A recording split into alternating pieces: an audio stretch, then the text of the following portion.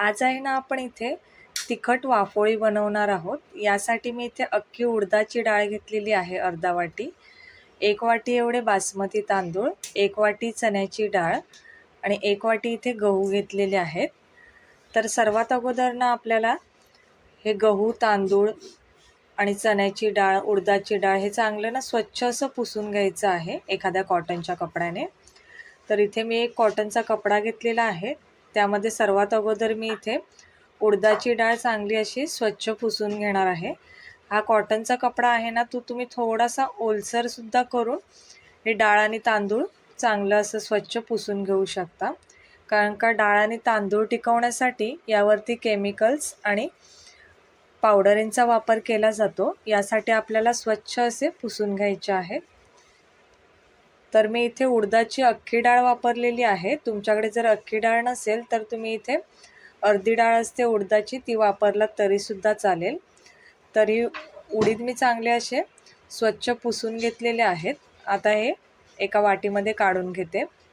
आता अशाच पद्धतीने आपल्याला डाळ, तांदूळ आणि गहूसुद्धा स्वच्छ असे पुसून घ्यायचे आहेत। तर आता यामध्ये मी तांदूळ घालून घेणार आहे आणि तांदूळसुद्धा स्वच्छ असे पुसून घेणार आहे।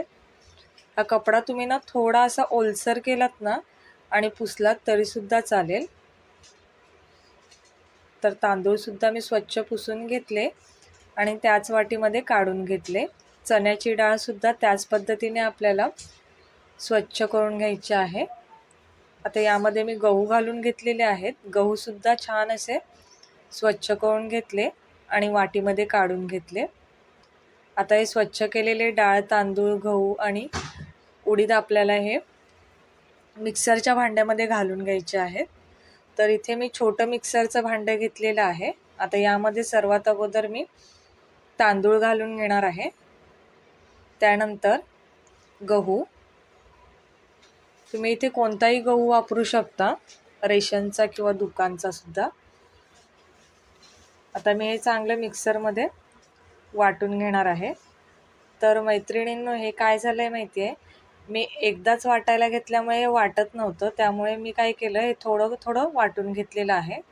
तर आपल्याला हे असं रवाळ असं वाटून घ्यायचं आहे, हे पाहू शकता। तर मी हे असं रवाळ वाटून घेतलेलं आहे। हे पहा, इथे सर्व डाळ, तांदूळ आणि उडीद मी छान असे वाटून घेतलेले आहेत।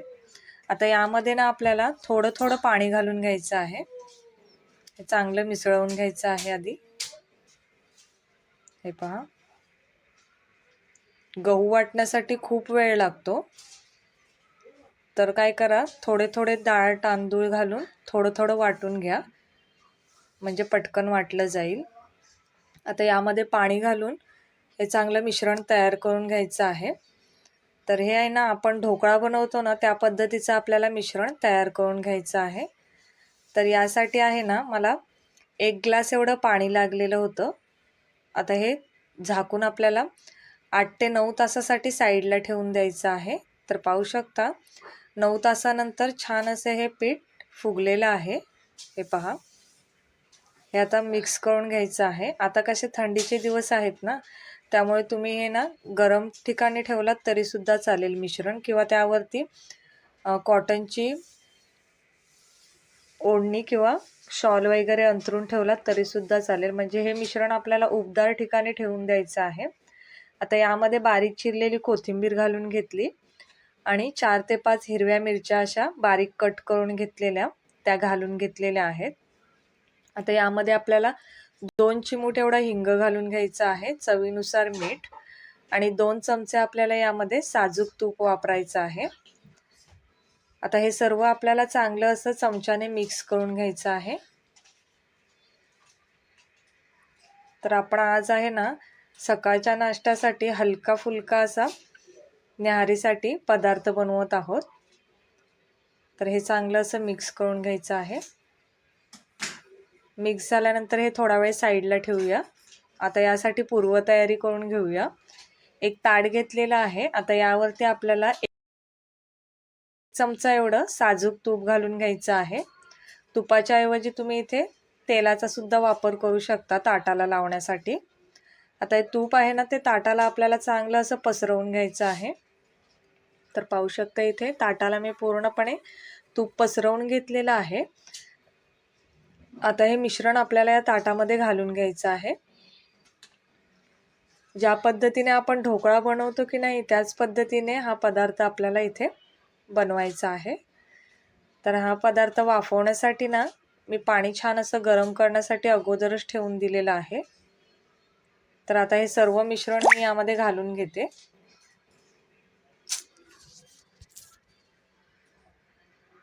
हे मिश्रण मी यामध्ये घालून घेतलेलं आहे आणि थोडं असं आपल्याला हे टॅप करून घ्यायचं आहे, म्हणजे सर्व ठिकाणी छान असं हे मिश्रण पसरलं जाईल यासाठी.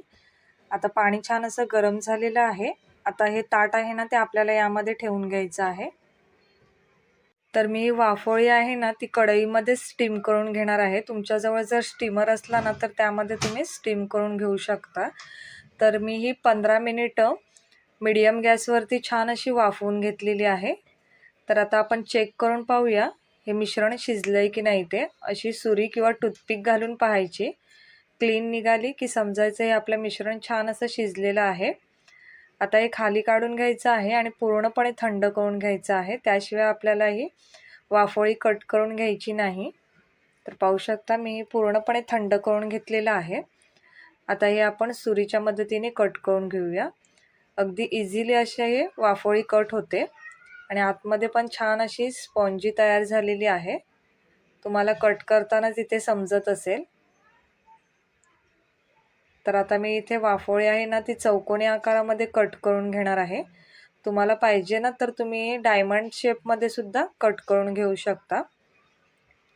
तर सकाळच्या नाश्त्यासाठी अगदी हलका फुलका असा हा पदार्थ आहे. एकदा नक्की ट्राय करून पहा.